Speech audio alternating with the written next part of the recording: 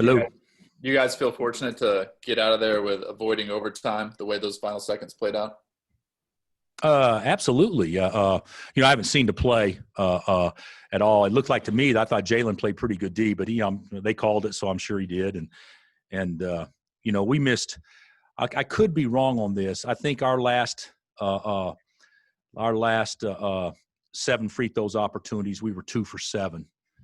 Christian missed the front end. That counts as 2. Bryce missed 1. David missed 1. And Marcus missed his only. And then to have us shoot it so poorly from the line down the stretch, and then to have them, they shot it poorly for the game. But to have their best player obviously miss one late, that was we were fortunate, very fortunate. But the game should have never been in that situation, though. Even though it was a great game and either team could have won. We had a chance to certainly put ourselves in a position where that couldn't happen, and then we almost really screwed it up. So we were pretty lucky. Hey, Coach, if before the game someone had told you that Oach wasn't going to score, how do you see this playing out? Probably not very well. Oach has been and you guys know he's probably been our most consistent player over the first 5 games, and he didn't play as well today, and we had to have some guys step up, and I thought Jalen was great. I thought David was really good early, and Jalen was great. CB was good. Marcus was good and solid, and then Bryce came in there in the second half, and I thought played very well. And Mitch also gave us some great minutes second half, and Tristan did the first half. So we had some guys off the bench play pretty well, even though it's kind of somewhat limited. But to win the game without Oach having really an effective game, I think does speak well for us. And we were in such a good position. And how many times do we have balls in our hands and somehow they come up with the ball and get a layup? I mean, that happened twice in the last 10 minutes. And David had the ball twice on offense, on rebounds where we don't come away with anything, because they were able to get it out of our hands. And so there were some things that we can do to play, I think, stronger with the ball. But for the most part, our guys competed their butts off the whole game. It was a fun game. They're good. They're really good.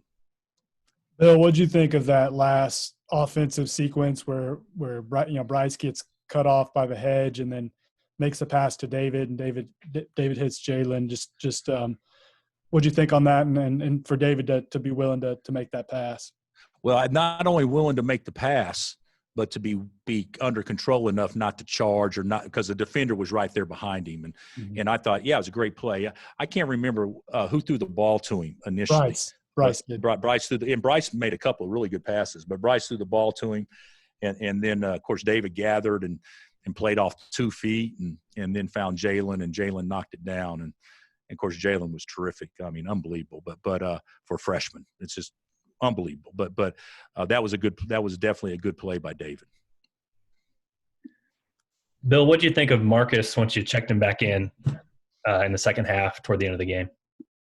I thought he was pretty good. I thought he guarded pretty well. Marcus is never going to be a standout guy from a point standpoint. You guys know that. And, they backed off of him, and he didn't get to the basket. But how about the last finish he had when he did get to the basket? That was tremendous.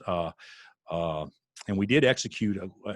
We had a couple opportunities to execute late, and we came away with 5 points in those opportunities, and we just didn't get the stops on the other end because we found a way to kind of self-induce some negative things on the other end. But I thought Marcus was solid, and the pass he made to CB, that was a good play as well.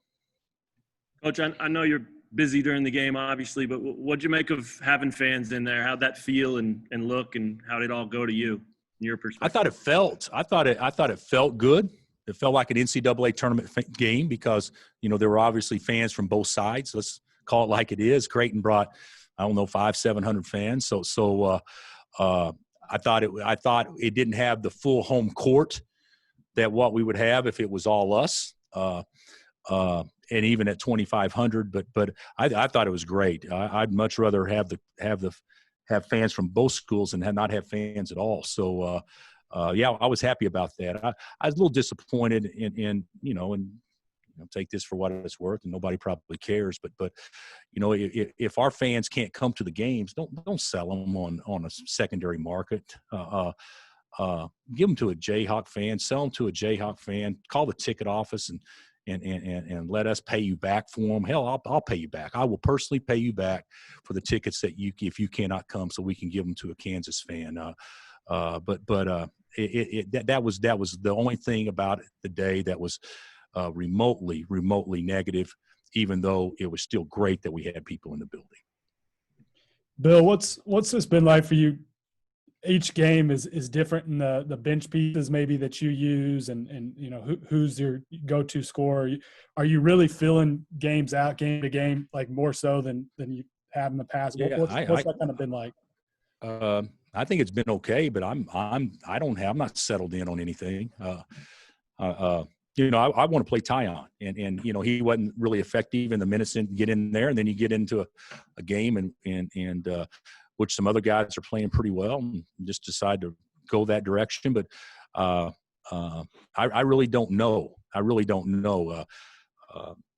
It's strange to me that we can be so much better with some lineups against certain personnel, and then with other lineups against different personnel, we're totally a better team if some of the guys that played so well against certain lineups are not in the game. So I think it's going to be game to game on who's in there and trying to figure it out. But I thought for the most part, offensively, we got some good looks. We got what we wanted for the most part, and we just got to be able to knock them down. Unfortunately, we did from beyond the arc. We just didn't do it from inside the arc.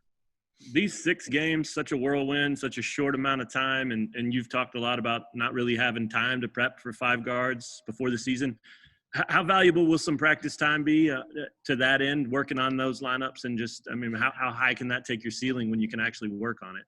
Well, I think it'll improve us. We're not going to have a chance to work on it till after Christmas, because obviously we take tomorrow off, then you play Friday, Sunday, and then you'll take Monday off, and you're preparing for Texas Tech. So there's no time to do anything until probably December 27th or 28th, at least major changes. But we did a few things different today, and they turned out okay. They did a good job really hedging the ball screens, and we kind of slipped out of it and had some decent things happen out of it. We didn't take advantage like I thought we could, but I think that we can get better at it. I think we need to be a team that can play both ways, and it was good to see David get off to such a good start early in the game, and good to see Mitch give us great minutes late. But playing 5 guards is definitely a realistic possibility for us, for big stretches of every game. Sure. Hey, Bill, you went with Bryce late. He had that turnover. You kept him in the game, and then obviously he makes the big pass into David that leads to the 3. Why'd you trust him to stay out there after that turnover?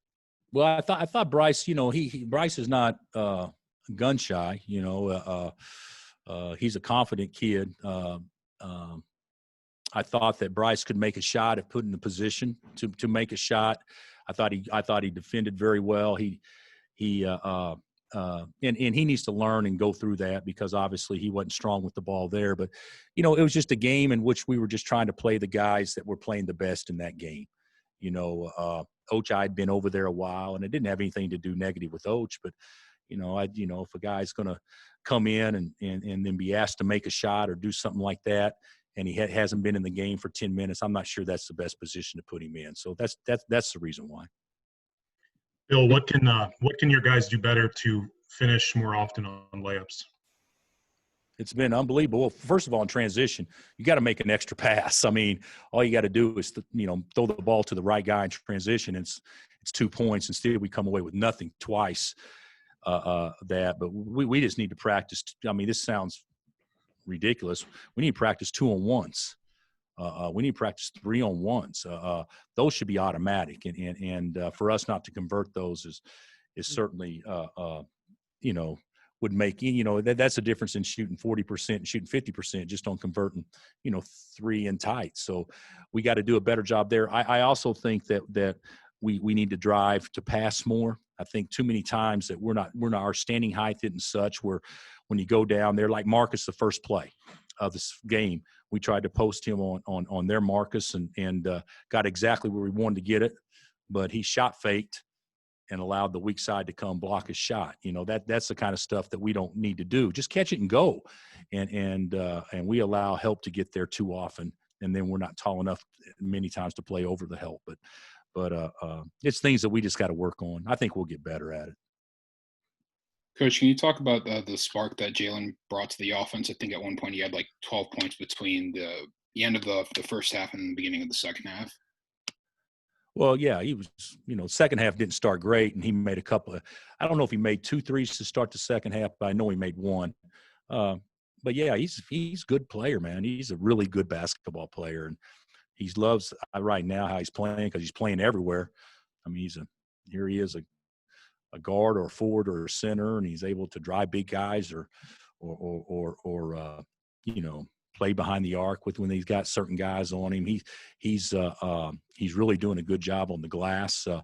But I mean, it's getting to the point where we kind of expect him to produce. And I don't expect him to go 4 for 6 every game, but he has no fear, and that's I didn't think he had it, but until you've actually coached him once we started plays, I mean, this dude's got no fear. I mean, he likes the moment, and so I look for him to continue to improve and give us more and more as we move along.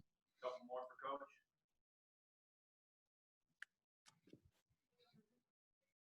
Any more? Yeah. All right, guys, thanks. Thanks, Coach. All right, You see you got guys. one Somebody have one? You got time? One more? Yeah. Just when you we talked a minute about it, but when you look at that, those 6 games in 12 days and, Gonzaga, Kentucky, Creighton, I mean, you made it through that now. I know you got a couple coming up right away, but when you have time to look back on that, I mean, how impressive is it that your team was able to just find a way to grind through that with just 1 loss and to look pretty good at most points doing it? I think it's impressive that we found a way to grind it out. I mean, especially after the Gonzaga game where we played such poor defense. And today's wasn't great at all by any stretch, but they're hard to guard. But I think that is pretty impressive that we found a way to grind it out and different guys contribute in different ways. But we can't take our breath now. Obviously you have 2 more games, but the games that really matter start we play 9 days. in Lubbock on Thursday, I think. Start 9 days. Is that right? Yeah. So I mean, we got a lot of stuff we got to improve on before we're ready to take on those first 2 league games. See, it was worth it, right? Was that? It was worth it, right? One more? Oh yeah, definitely worth it. Definitely worth it. Thanks. Thanks, All right, Coach. guys. Have a good night.